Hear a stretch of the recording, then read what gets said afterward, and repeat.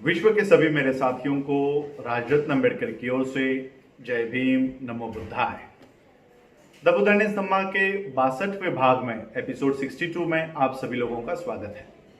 हम लोग द बुद्धानिस्ट धम्मा के बुक 3 का अध्ययन कर रहे हैं। बुक 3 का टाइटल है what the Buddha taught, Buddha की शिक्षाएं क्या है। और इस बुक 3 के पार्ट 5 का हम लोग अध्ययन कर रहे हैं। पार्ट 5 का टाइटल है व्हाट इज सद्धम्म, सद्धम्म क्या है। और इस पार्ट 5 के सेक्शन 3 का हम अध्ययन कर रहे हैं। सेक्शन 3 का टाइटल है धम्म टू बी सद्धम्म मस्ट प्रमोट मैत्री। धम्म तभी सद्धम्म हो सकता है जब वो मैत्री को बढ़ावा दे। और आज हम इसके सेकेंड चैप्टर की शुरुआत करने जा रहे हैं। सेकेंड चैप्टर का टाइटल है Dhamma is Saddhamma only when it teaches that besides Prajna and Sheel what is necessary is Karuna. धम्म तभी सद्धम्म है जब वो ये शिक्षा दे कि प्रज्ञा और शील के अलावा जिसकी जरूरत है, जो जरूरी है, वो है करुणा। तो चलिए इस चैप्टर की शुरुआत करते हैं। डॉक्टर बाबा साहब अम्बेडकर लिखते हैं कि बुद्धा के धम्मा की नींव क्या है। ये ऐसा सवाल है या ऐसा विषय है जिस पर विवाद है, मतभेद है।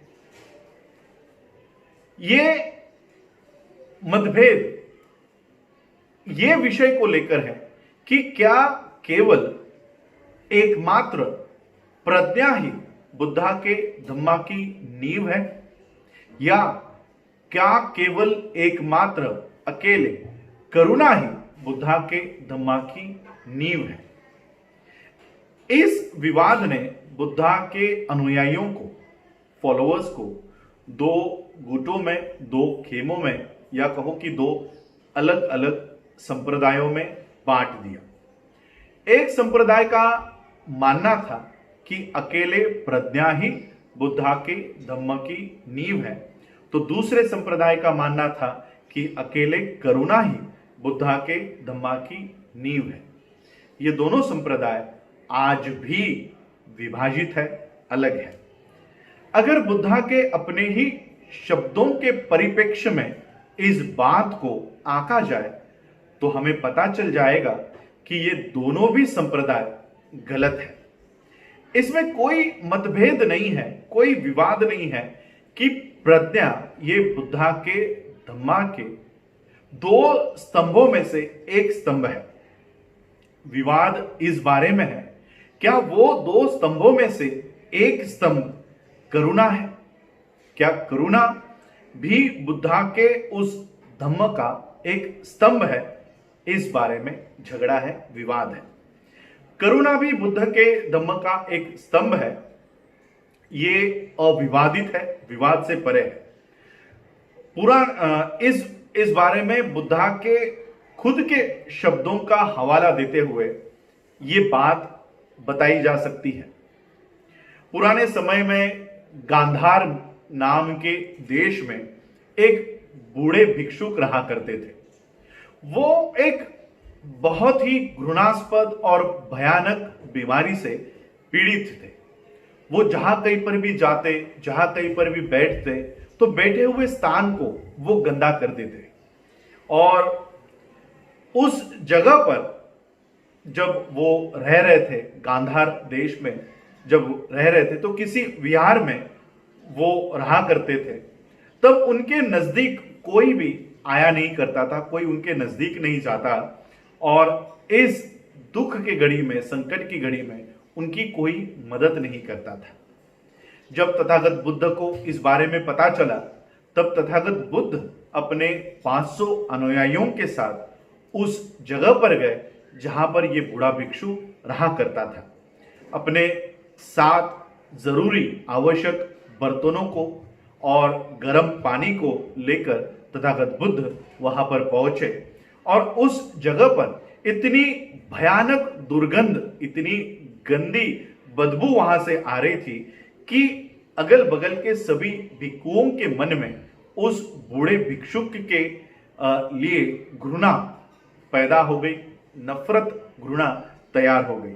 लेकिन विश्व के सम्मानित तथागत बुद्ध, ये उनके साथ सक्रादेव नाम के भिक्षुक थे, उनको गर्म पानी लाने को कहा और अपने हाथों से तथागत बुद्ध ने उस बूढ़े भिक्षुक के बदन को साफ किया और उनके रोग पर तथागत बुद्ध ने अपने हाथों से इलाज किया।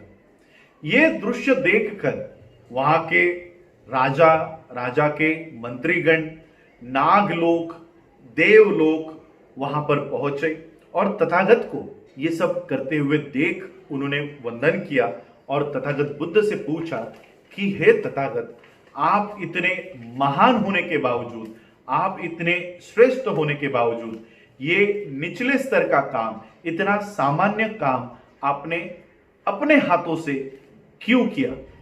तब तथागत बुद्ध ने इन राजा, मंत्रीगण और नागलोक के लोगों को, देवलोक के लोगों को जवाब दिया। तथागत बुद्ध ने कहा कि मैं इस दुनिया में इसलिए आया हूं, मेरे इस दुनिया में आने का उद्देश्य यही है कि मैं गरीबों का, असहाय लोगों का, असुरक्षित लोगों का मित्र बन सकूं, दोस्त बन सकूं। जो शारीरिक पीड़ा से त्रस्त है उनकी सेवा करूं, चाहे वो श्रमण हो, भिक्षुक हो या किसी भी धर्म का व्यक्ति हो, मैं उस व्यक्ति की मदद करूं।